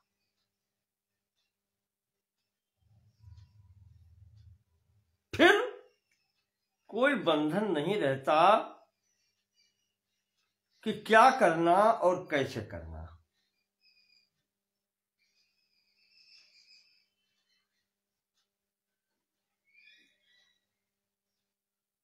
वो फिर निरंतर चिंतन चलता रहता है, किसी भी अवस्था में हो, फिर वहां बंधन नहीं रहता।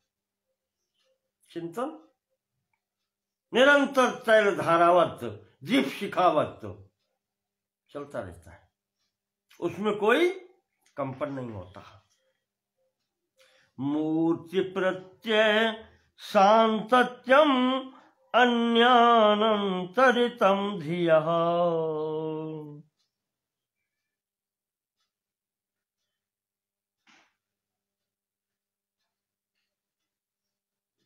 ध्यानम तत्राति निर्बंधो मनसश्चंचलात्मनः। कहते हैं ध्यान कैसे फिर निरंतर होता रहता है। धिया मूर्ति प्रत्यय शांतत्यम,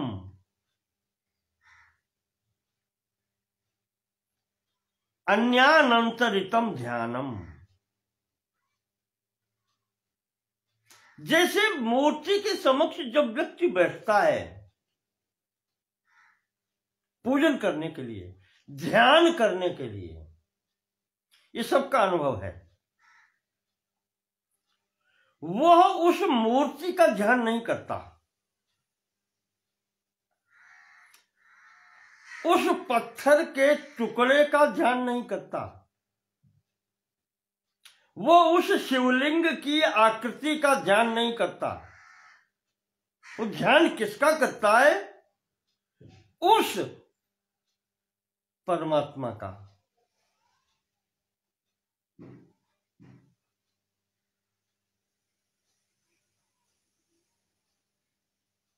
नित्य निरंतर पूजन में वो ध्यान उस परमात्मा का करता है। उसके ध्यान में इस मूर्ति का सम्मुख है, सहारा होता है, पर वो ध्यान निरंतर उस परब्रह्म परमात्मा का होता है।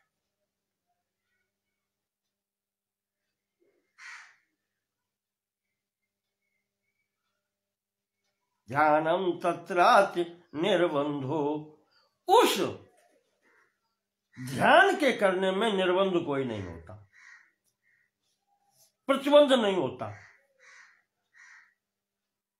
मनश्चंचल मनसश्चंचलात्मनः।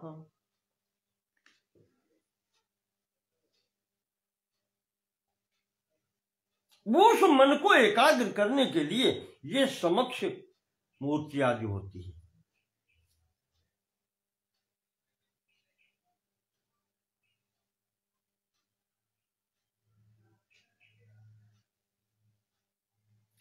क्योंकि अर्जुन ने गीता में यही तो पूछा है कि चंचलम ही मनः कृष्ण प्रमाथि बलवद्रढ़म्। विद्याधर स्वामी जी गीता का श्लोक उद्धृत कर रहे हैं यहां पर। वैसे तस्याहम निग्रहम मन्ये वायोरिव सुदुष्करम। अर्जुन ने कहा कि भगवान कृष्ण से कहते हैं कि कृष्ण, मन बहुत बलवान है, बहुत चंचल है, इसको पकड़ा नहीं जा सकता, वायु के समान इसे रोका नहीं जा सकता। वायो इव सुदुष्करम अस्य निग्रहम मन्ये। इस मन को पकड़ना जैसे वायु को पकड़ना है, हवा को मुट्ठी में बांधना है, ऐसा दुष्कर है।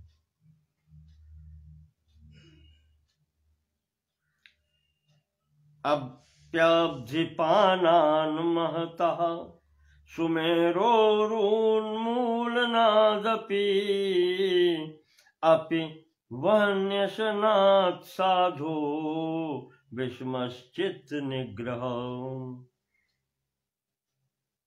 स्वामी जी कहते हैं यही बात योग वासिष्ठ में वशिष्ठ जी ने राम जी को बताई है कि आप्याब्धिपानान् महतः, समुद्र को आप पी सकते हैं, सुमेरोरुन्मूलनादपि, सुमेरु पर्वत को जल से उखाड़ सकते हैं।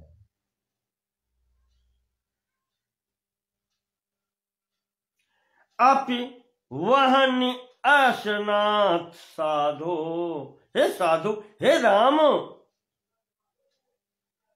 अग्नि का भक्षण किया जा सकता है, पर विषमश्चित्त निग्रह, इस मन को पकड़ना बहुत कठिन है, इससे भी कठिन है। समुद्र पीना सहज है, सुमेरु पर्वत को जल से उखाड़ना सहज है, अग्नि का भोजन कर लेना सहज है, पर चित्त का निग्रह करना बहुत कठिन है। मन को वश में करना बहुत कठिन है।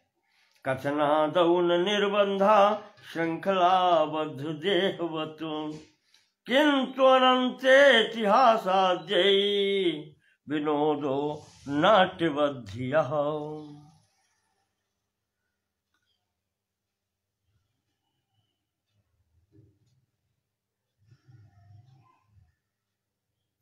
स्वामी जी कहते हैं इसीलिए ये सब जो कथन हम करते चले आए हैं,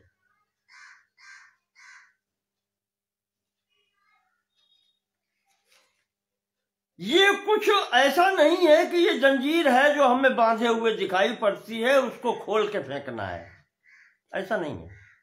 कथनादौन निर्बंधा, जो मेरे कथन में या ये जो बातें की जाती हैं, इसमें कोई ऐसा बंधन नहीं है। श्रृंखलाबद्ध देहवत, जैसे कोई शरीर श्रृंखला से बंधा हुआ है जंजीर से, और उस जंजीर को खोल के फेंकना है, ऐसा नहीं है। किंतु अनंतेति हासाद्यैर्विनोदो नाट्यवध्याम्।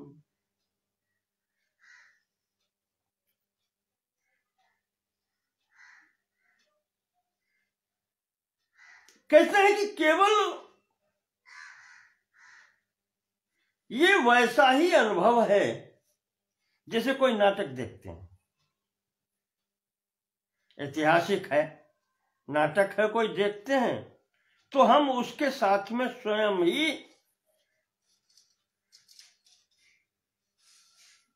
बंधते हुए चलते हैं, अपने को बांधते हुए चलते हैं, या कह लें उसको इमोशनल जिसको कहते हैं, भावना से उसके साथ में, उसके पात्रों के साथ में बंधते चलते हैं। और जैसे ही नाटक समाप्त होता है, वो भावना उसके साथ ही समाप्त हो जाती है, मैं पूर्ववत अपने स्थान पर स्थित हो जाता हूं। कहते हैं ये बंधन उस प्रकार का है, यह जंजीर का बंधन नहीं है।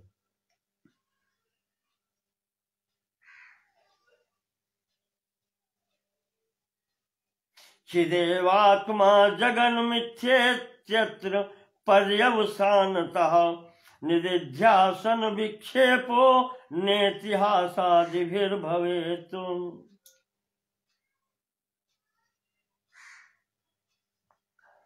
और जो जब ज्ञान हो जाता है, जब हम उससे असंग हो जाते हैं, जब हम जान लेते हैं कि मैं अलग हूं, आत्मा ही परमात्मा है, आत्मा चित एव, यही ज्ञान स्वरूप है, और जगन मिथ्या, और ये संपूर्ण प्रपंच शरीर सहित यह मिथ्या है।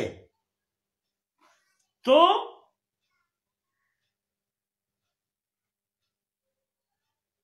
कहते हैं कि फिर जब वो धारण हो जाता है, निधिध्यासन हो जाता है, निधिध्यासन विक्षेपो, उसमें फिर विक्षेप नहीं होता। श्रवण मनन चिंतन निधिध्यासन जब हो जाता है, धारण हो जाता है, तब उसमें फिर कोई भी, चाहे इतिहास हो चाहे ये नाटक हो, इनके द्वारा कभी कोई विक्षेप नहीं होता।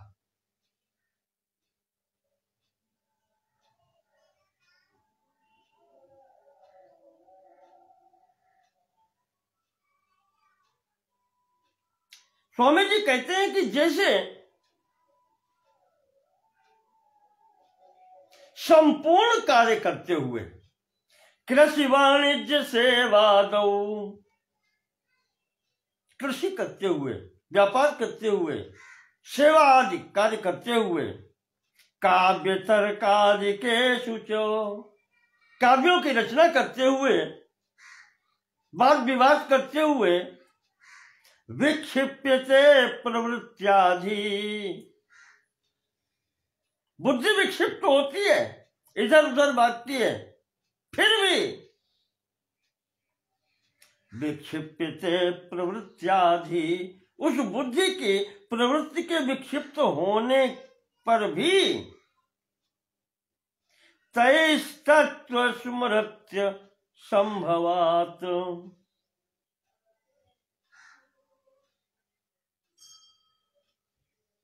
तैः तत्वस्य स्मृति असंभवात।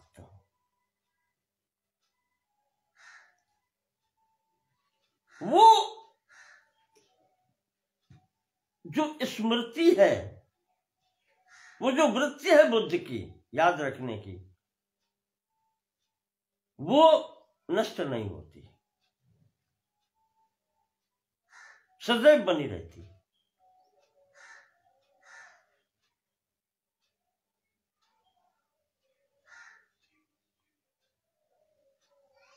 जैसे व्यक्ति संपूर्ण कार्य करते हुए भोजन करता है, नहीं भूलता,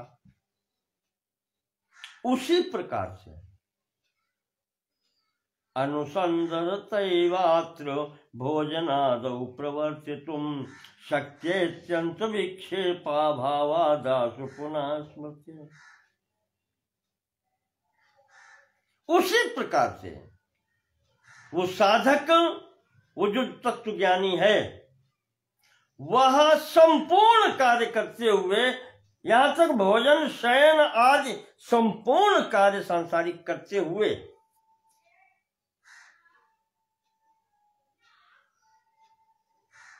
उस परम तत्व की स्मृति उसकी क्षीण नहीं होती। अगर विक्षेप हो भी जाए तो पुनः आशु स्मृति,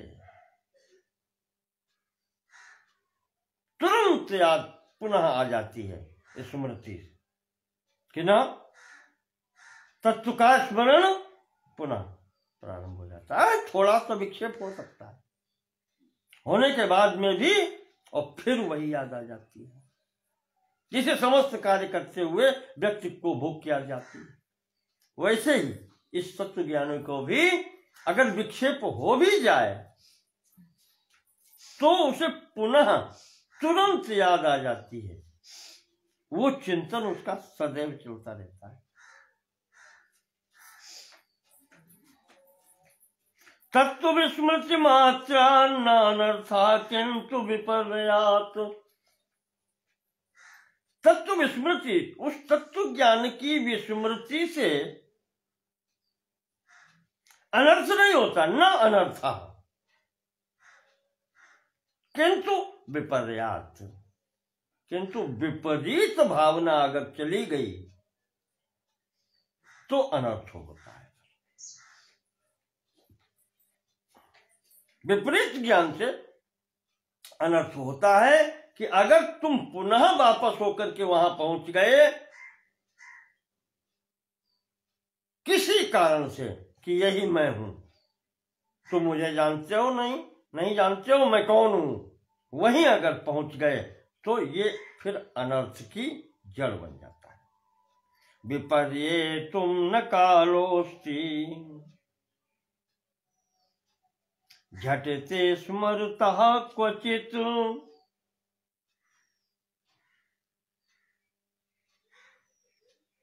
उस विपरीत समय में भी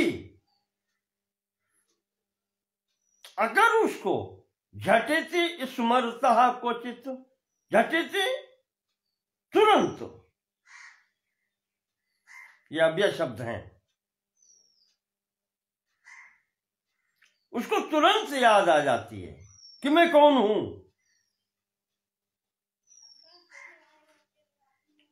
तो विपर्येतुं न कालोऽस्ति, वो मुमुक्ष जो है वो तत्व ज्ञान प्राप्त करने का वाला है, या जिसको प्राप्त हो गया है उसको यह उस विपर्यय को हटाने के लिए समय की आवश्यकता नहीं होती, तुरंत समय आ जाता है, तुरंत स्मरण हो जाता है।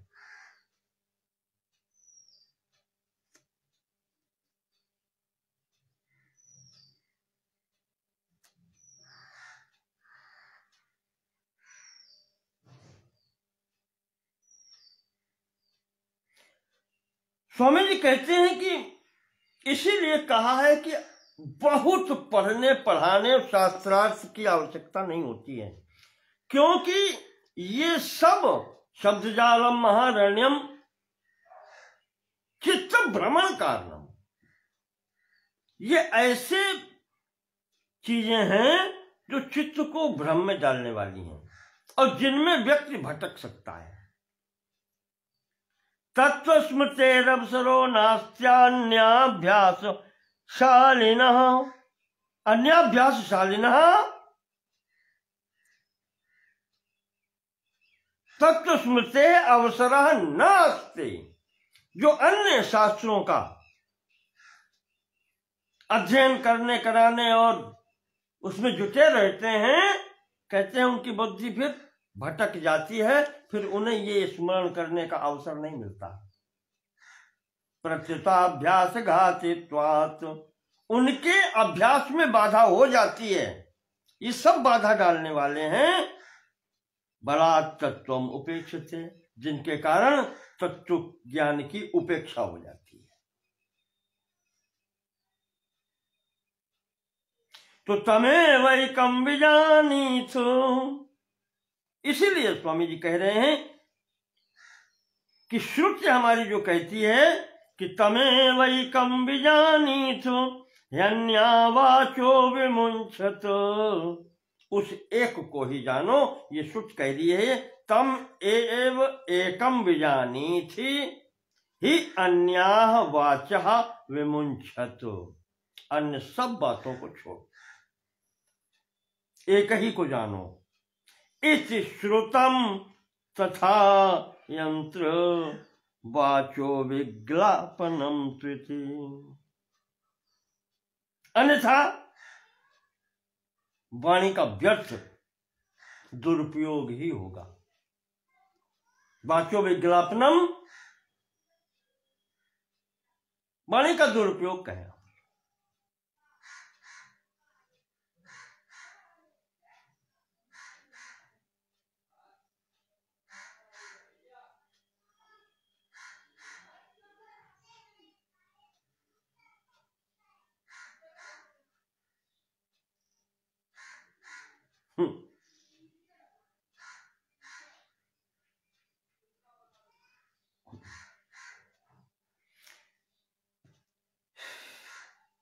इसको यहीं पर स्थगित करते हैं, क्योंकि आगे फिर दूसरी बात हो जाएगी। तो कहा कि एक को ही जानने का प्रयास करो, इधर उधर भटको नहीं, अन्यथा ये फिर भूल जाएंगे आप और विक्षेप हो जाएगा। तो ये आपका 128वें श्लोक तक हम आज पहुंचे हैं। यहां तक यहीं स्थगित करते हैं। इसके आगे का प्रसंग आपको फिर कल बताएंगे। नमो नमः, धन्यवाद।